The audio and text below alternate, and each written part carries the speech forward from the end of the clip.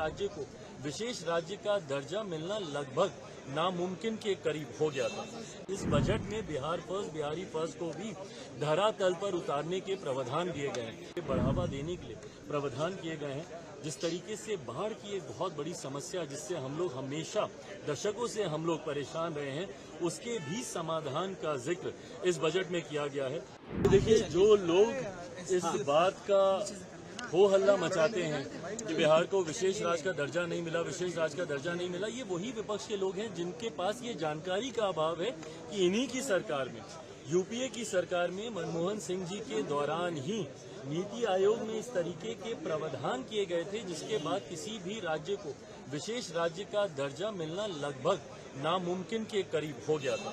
बहरहाल हम लोग की मांग रही थी कि जब तक विशेष राज्य के दर्जे का दर्जा हम लोग को नहीं मिलता, स्पेशल पैकेजेस हम लोग को दिए जाए। मैं धन्यवाद करूंगा मेरे प्रधानमंत्री आदरणीय नरेंद्र मोदी जी का, मैं धन्यवाद करूंगा हमारी वित्त मंत्री आदरणीय निर्मला सीतारमण जी का कि उन्होंने बिहार को जिस तरीके से स्पेशल पैकेजेस देकर, और मेरे लिए बिहारी होने के नाते खुशी की बात है, और मेरी पार्टी लोक जनशक्ति पार्टी रामविलास ने हमेशा बिहार फर्स्ट, बिहारी फर्स्ट के विजन के साथ आगे बढ़ने का काम किया है। इस बजट में बिहार फर्स्ट, बिहारी फर्स्ट को भी धरातल पर उतारने के प्रावधान दिए गए हैं। जहां एक तरफ इंफ्रास्ट्रक्चर इसमें मजबूती देने का काम किया गया है, वहां पे ब्रिजेस बना के, वहां पे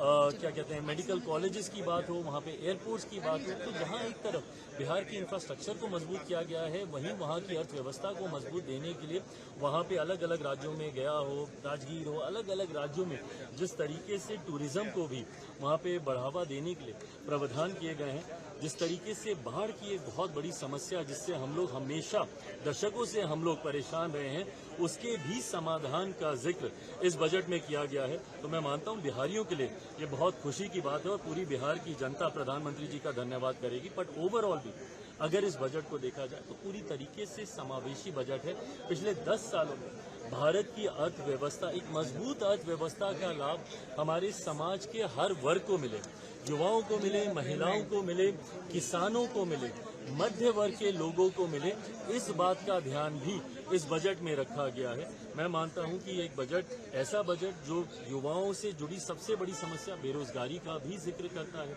एमएसएमई सेक्टर को जिस तरीके से मजबूती देने की बात की गई है, इसमें एमएसएमई सेक्टर एक रीढ़ की हड्डी है हमारे देश की अर्थव्यवस्था को लेकर। तो मैं मानता हूं कि विकसित भारत के निर्माण में ये एक मजबूत नींव की तरह इस बजट को देखा जा सकता है। आखिरी सवाल कि आप कह रहे हैं समावेशी बजट है, सारे सांसद जो निकले विपक्ष के वो तो कह रहे हैं आंध्रा बिहार का बजट है, ये सरकार बचाने वाला बजट है। इन लोगों को अगर अपने राज्य में अगर गरीब नहीं दिखते, अपने राज्य में अगर इनको किसान नहीं दिखते, अपने राज्य में इनको मध्य वर्ग के लोग नहीं दिखते, अपने राज्य में इनको महिलाएं नहीं दिखती या युवा नहीं दिखते, तो मैं इनकी सोच के ऊपर कोई टिप्पणी नहीं करूंगा। जब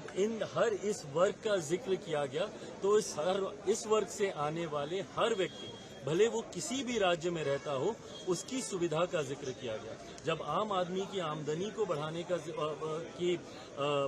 बचाव को, जो वो बचत करता है, उसको बढ़ाने का जिक्र किया, तो ये हर राज्य के व्यक्ति का जिक्र किया गया। पर अगर इसमें उनको